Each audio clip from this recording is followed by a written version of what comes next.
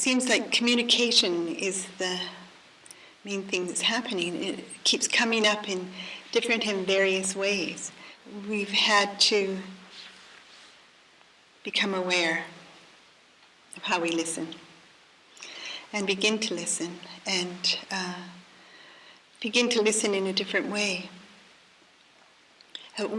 Often Swami Radha would say, anyone who could listen to her would make it in this lifetime.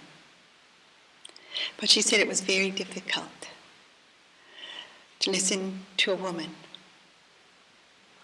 For women to listen to women, or men to listen to women. It's to find those places where we don't listen and to find out why. In clearing the mind or beginning to look at the mind, that the heart came very much into play. So there's something there. And what clouds us from listening? How does the mind, and what is that interference? Why don't we listen? The desire to make things clear, the desire to survive. And how do we do that all the time in surviving in our relationships, in the way we respond, and how promptly can we re-respond, redo it, make it clearer, listen to what's being said and the difficulties that are there, and then have the desire and the humility to do it in the moment. So there's this difference between arrogance that you have the right to say what you want to say or how you want to say it, and the humility to say it how other people can hear it, and then to listen to what's being said and to change. So in the prayer, opening prayer, we're talking about serving all of the aspects of the divine, serving the divine. And often we have and are serving ourselves. So when we cater to that part of mind that has had its way for a long time, it's in the same rut. To cater to the divine, what would that be? How would that look? How do you make that decision? That decisiveness to make a choice is very important. So that you move away from self-centeredness and move into something else, a wider, broader, expansive view of your world. And here we're given a lot. The people who come here are given very clear, direct, powerful teachings. And when you're given the teachings and the ego and the self-will are too much, the self-will will, it's sort of like it sucks up the humility, like it uses it. It's too strong for the humility, because if you know what humility feels like, if the self-will is used to doing that, then it will get stronger with the teachings. Like that power will go where it's used to going. So it's really important to look at and make that decision of what you want to create, what you want to initiate in your life, what you want to keep, and what you want to work towards. Who in yourself are you going to initiate into the work and into the teachings? Swami Radha would also, she's very perceptive. People would think she was psychic because she would observe people and pick up those cues, because where the thoughts go, the actions are. I mean, you can see yourself at supper. Like if you're thinking about getting another pizza piece, then you get up and off you go and get it. I mean, it's like there's a great power in thinking those thoughts. And so to become observant of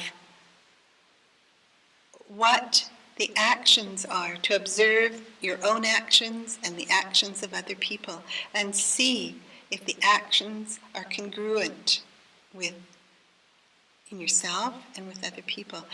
And it's very interesting because here there is a special power of the light. So people come into this place enough, and it's like we come in and we've got all of this stuff, and the light kind of, like this little spotlight, it's kind of like showing up all these actions, and sometimes people come in and it's like immediately they're resisting, and it just becomes very obvious what they've brought with them into the light. And that's the decision, is to change. And that process, it's a steady drop every day. I'm willing to change. I'm willing to look at this. I'm willing to go deeper. I'm willing to come forward. So if you really mean business, then you show it in your actions. You show it in your behavior. Because when she said that if you can listen to me, you will make it in this lifetime, it was offered and said as an opportunity that the plane could take off. And you could miss the plane. For what reason?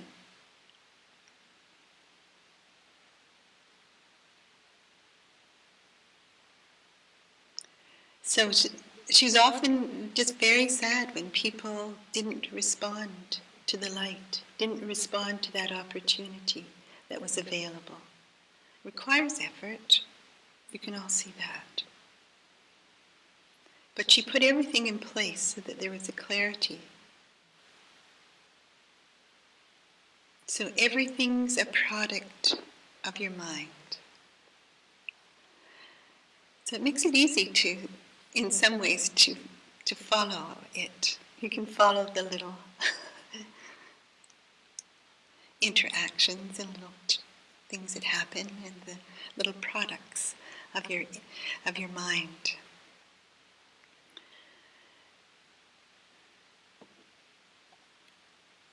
But that longing part that opens when the mind is cleared, when the humility is there, shows us that we are strangers on this earth. Like we have come from a different place. And to get back there, what do we have to do? And you can call it whatever you want. But somehow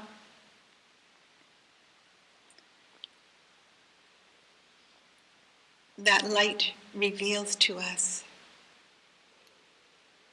the reality of who we are.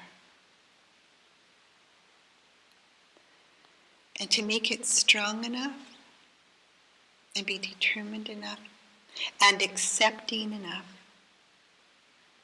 to believe it.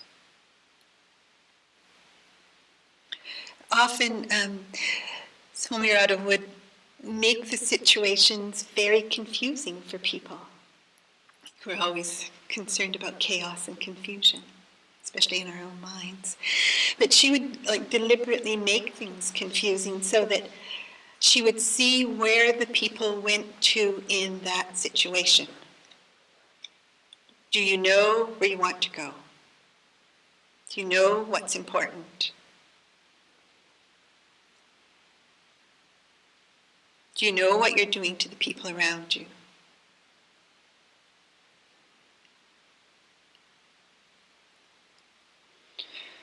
What are you really up to? Like so much of our lives is in manipulation and getting our own way. We probably all know how to do that. Do you know where you're really going? So when you get in a confused place, can you pick out what you know? Can you go there? Can you go back to the center?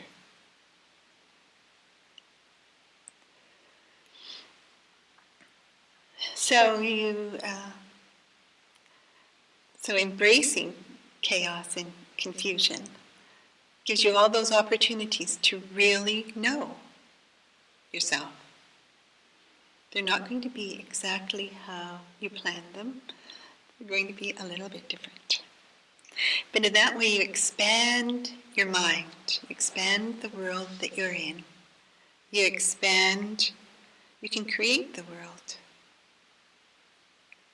It's not, like, it can't be outside of yourself that's making you the way you are. Even though that's a lot easier to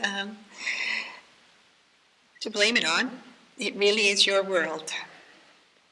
And you have to put up with it. You made it. You can create it how you like.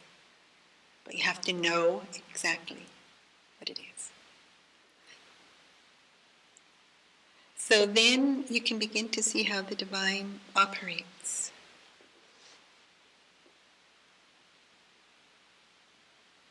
You can begin to see what you agreed to do. You can begin to understand what it means to be divine.